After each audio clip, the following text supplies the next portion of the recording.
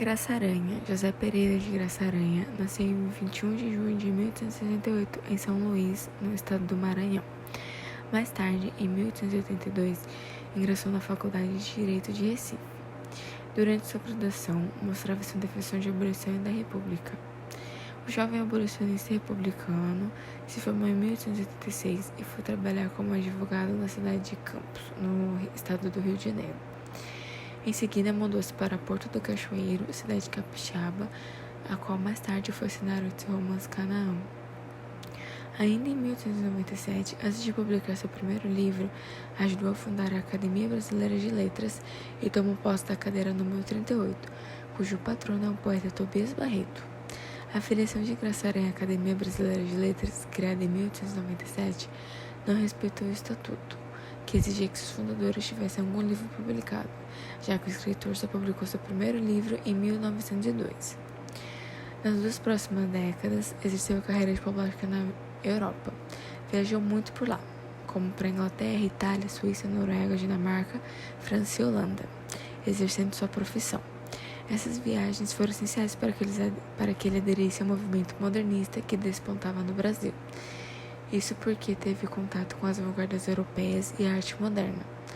Ao voltar definitivamente para o Brasil, passou a dialogar com jovens artistas de São Paulo que buscavam uma nova forma de expressão estética. Desse modo, ajudou a organizar a Semana de Arte Moderna e foi responsável pelo discurso de abertura do evento. Em 1922, o escritor ficou preso quase um mês devido à suspeita de que estava envolvido em uma conspiração contra o presidente eleito Arthur Bernardes. 2 anos depois, Graça Aranha rompeu com a Academia de Letras, pois a considerava muito conservadora. Foi na conferência intitulada O Espírito Moderno que ele declara, abre aspas, a fundação da academia foi um equívoco e foi um erro, fecha aspas. Isso porque suas ideias vanguardistas aliadas ao modernismo vigente não estavam de acordo com o academicismo difundido pela academia. Ele faleceu em 26 de janeiro de 1931, com 62 anos, no Rio de Janeiro. Algumas características de Graça Aranha.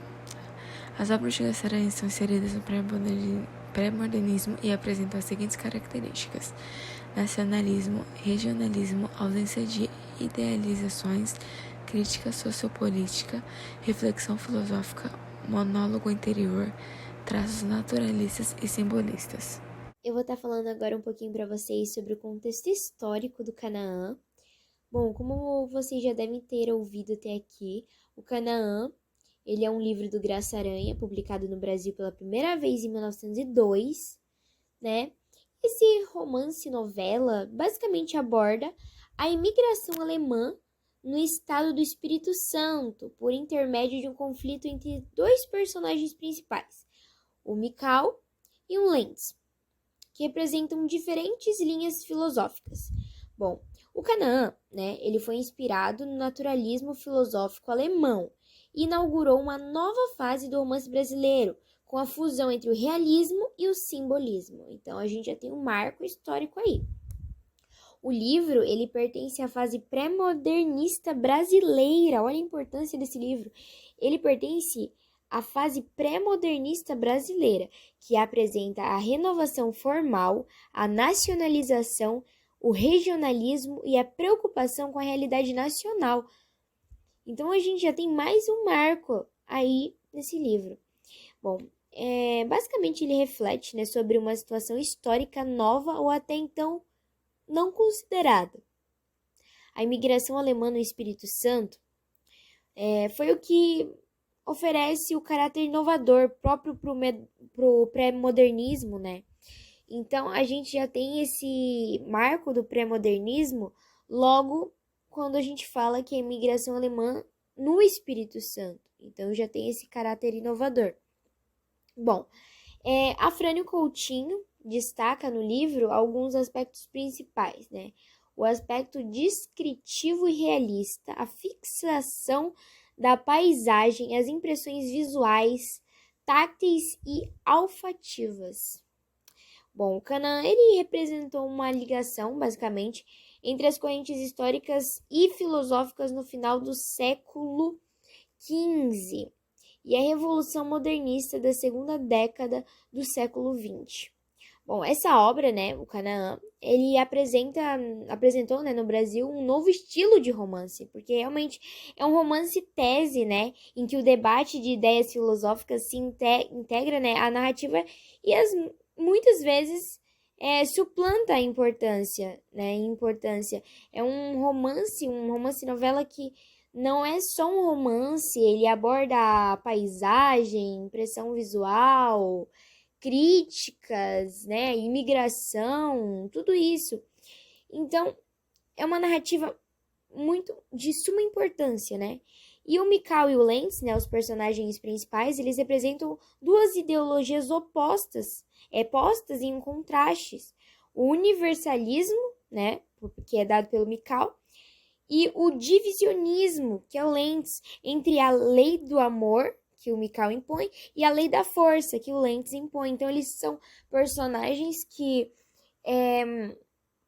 eles têm ideologias que chamam atenção. São ideologias que são diferentes uma das outras, mas que leva a um contraste, né? São postas em contrastes. E essa obra, o mais incrível dela é que, mesmo por ser um romance, ela aborda temas como opressão feminina, imperialismo germânico, né? O militarismo, corrupção dos administradores públicos, ostracismo, conflito de adaptação à nova terra, tudo isso, até conflito de adaptação, né, que é onde se encaixa lá a parte da paisagem, é dado nesse romance.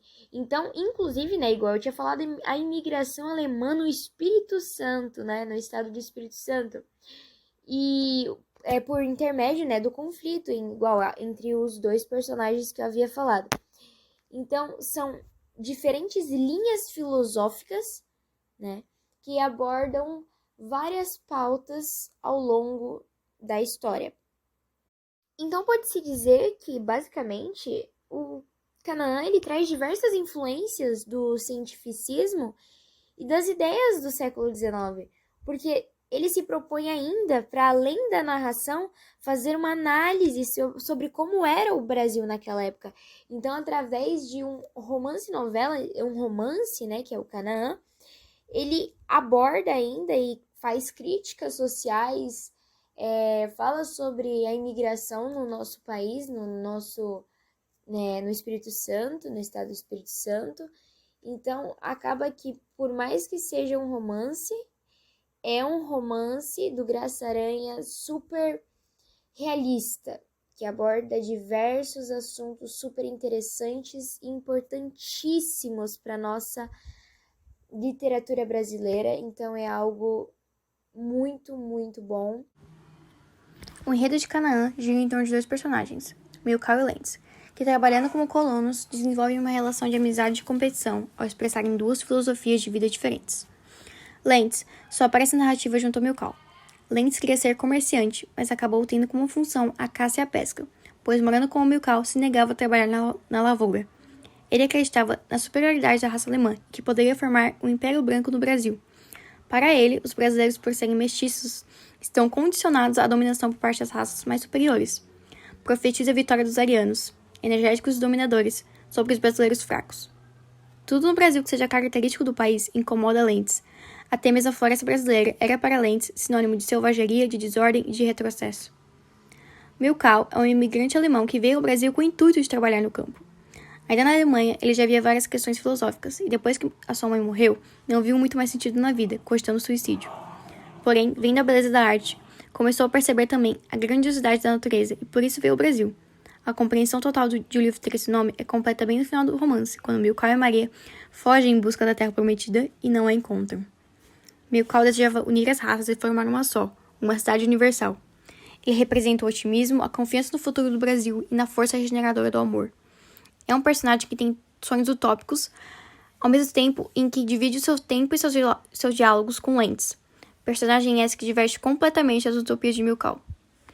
Maria nem chegou a conhecer o pai, que morreu cedo. Morava com sua mãe na casa de Augusto Kraus e mais tarde sua mãe também veio a falecer, e Maria continuou a morar na casa dele. Ficou grávida do neto de Kraus, de quem foi afastada, ficando sozinha novamente. Sempre teve uma vida solitária e triste. Ela é a catalisadora de algumas transformações e se torna uma figura de existência trágica, pois além de ser acusada erroneamente, tratada como prostituta, é julgada de infanticídio após a morte de seu filho, que havia sido devorado pelos porcos. Canaã conta a história de Milkau e Lenz, dois jovens imigrantes alemães que se estabelecem em Porto do Cachoeiro, em Espírito Santo. Amigos e antagônicos ao mesmo tempo, Milkau é a integração e a paz, admirando o novo mundo. Lenz é a conquista e a guerra, pensando no dia que a Alemanha invadirá e conquistará aquela terra. Ainda assim, ambos se unem e trabalham juntos na terra e prosperam. Mais tarde, aparece Maria, filha de imigrantes pobres, que é abandonada ao léu quando morre seu protetor e lhe abandonou a amante, que pensava ser seu futuro marido. Vagando, tomada como louca e prostituta, é rejeitada até na igreja antes de ser salva por Milkau, que conheceu uma vez em uma festa e vai morar numa fazenda. Lá, continua a ser maltratada, até que um dia seu filho é morto por porcos e ela é acusada de infanticídio. Na cadeia, Milkau passa a visitá-la enquanto ela é repudiada pela cidade inteira. Por fim, a salva com uma fuga no meio da noite. Ao final da obra, Lenz rende-se ao ambiente brasileiro e acaba por se mostrar generoso e humano, fato que representa uma adesão, ainda que involuntária, às ideias de seu compatriota. Milkau, de certa forma, torna-se o vencedor do debate. Agora eu vou pontuar algumas passagens do livro e fazer uma análise sobre o contexto e as relações externas dele. Primeiramente, essa obra, escrita pelo diplomata maranhense José Pereira de Graça Aranha, foi lançada em 1902, tem um total de 360 páginas e tem a localização geográfica da história situada no Espírito Santo. A obra é considerada um romance, não propriamente um romance modernista, mas é uma obra importante para o conhecimento de uma questão decisiva na formação da sociedade brasileira, o tema da nossa sobrevivência enquanto povo e o da nossa identidade cultural enquanto civilização. Havia um problema bastante dramático do Brasil do começo do século, que refere-se à nossa capacidade, ou não, de, assimilando a influência estrangeira, manter a integridade da nossa cultura sem correr o risco de nos descaracterizar enquanto povo e enquanto nação. A história em si é apenas um pano de fundo para as discussões ideológicas entre Milkau e Lenz. Somando-se a isso, retratos da imigração alemã e da corrupta administração brasileira da época. O livro, quanto ao conteúdo, tem uma significativa abrangência, pois trata de etnia, relacionamento humano, culturas, colonização e progresso. Também desenvolve alguns aspectos sociológicos e filosóficos no leitor. Como a gente já sabe, Milkau e Lenz são os protagonistas da narrativa. Os dois são imigrantes alemães e, apesar de terem visões bastante opostas sobre a vida, acabam ficando amigos. Assim, o narrador utiliza os personagens para fazer reflexões filosóficas atreladas ao determinismo naturalista. Pode-se perceber esse cunho naturalista através da objetividade e descrição precisa da sociedade e do ambiente, ainda mais que Graça Aranha opõe Milkau e Lenz bem ao gosto da estética naturalista. A partir disso, podemos perceber também a presença de características da República Velha, como a aceitação do grande fluxo de alemães que vinham para o Brasil, e aqui encontravam um ambiente propício para o desenvolvimento das colônias com grande ajuda do governo. O Brasil no desenvolvimento do livro é considerado a nova Canaã, terra da fertilidade, plena em sua natureza exuberante, local ideal para o estabelecimento da supremacia branca alemã, na visão do Lenz. Situado numa época de avanços na industrialização e modernização de um país que era envolto na cultura do café, o romance traz acontecimentos que refletem o racismo científico e suas ideias, oriundas da política na Europa, bem como faz uma exposição panorâmica dos interesses da elite que cresceu vertiginosamente e ganhou projeção econômica a ponto de ditar normas e comportamentos. Canaã, região conhecida por ser a antiga denominação do território que hoje situa Israel, na concepção da Bíblia é o espaço prometido por Deus ao seu povo, espaço de fartura e estabelecido como terra prometida desde o chamado de Abraão. Aqui, no entanto, Essa leitura alegórica entrelaça os destinos dos jovens imigrantes alemães que precisam driblar muitos desafios para conseguir ao menos vislumbrar o território que servirá de deslocamento diante de tantas adversidades. Não é novidade para ninguém que Milkau e Lentz têm ideias totalmente diferentes sobre a miscigenação, mas agora eu vou explicar um pouquinho mais a fundo sobre isso. Bom, Milkau é a favor da mistura das raças, mas, na defesa de sua ideia, ele deixa transparecer um tom racista, já que ele acredita que a mistura de uma raça superior com uma selvagem pode renovar a civilização. Agora eu vou ler um trecho do livro para a gente ter uma ideia mais clara de como era o discurso dele. Milkau. O tempo da África chegará. As raças civilizam-se pela fusão. É no encontro das raças adiantadas com as raças virgens, selvagens, que está o repouso conservador, o milagre do rejuvenescimento da civilização. O papel dos povos superiores é o instinto impulso do desdobramento da cultura, transfundindo de corpo a corpo o produto dessa fusão que, passada a treva da gestação, leva mais longe o capital acumulado nas infinitas gerações. Foi assim que a Gália se tornou França e a Germânia, Alemanha. Essas palavras de Milkau, aliás, refletem a política do branqueamento realizada no Brasil no final do século XIX e início do século XX, estimulada por ideias pseudocientíficas bem equivocadas da época. Numa espécie de oposição a esse processo de miscigenação, Lentz se mostra defensor da superioridade dos europeus e vê na mistura das raças um atraso, porque, segundo ele, produz uma raça e uma cultura inferiores. Lentz. Não acredito que da fusão com espécies radicalmente incapazes resulte uma raça que se possa desenvolver a civilização. Será sempre uma cultura inferior, civilização de mulatos, eternos escravos em revoltas e quedas. Enquanto não se eliminar a raça que é produto de tal fusão, a civilização será sempre um misterioso artifício. Todos os minutos rotos pelo sensualismo, pela bestialidade, pelo servilismo inato do negro. O problema social para o progresso de uma região como o Brasil está na substituição de uma raça híbrida como os dos mulatos por europeus. A imigração não é simplesmente para o futuro da região do país, um caso de simples estética. É, antes de tudo, uma questão complexa que interessa ao futuro humano. Então, novamente, vemos discurso científico falso para justificar uma inferioridade racial e uma superioridade em contrapartida. Esse era o discurso de Lentz, assim como de quem criou a política imigratória, já que a ideia era limpar o Brasil da raça que eles diziam ser bárbara, com o objetivo de excluir essa mancha histórica que foi a escravidão, limpando a memória e deixando o negro à deriva à própria sorte.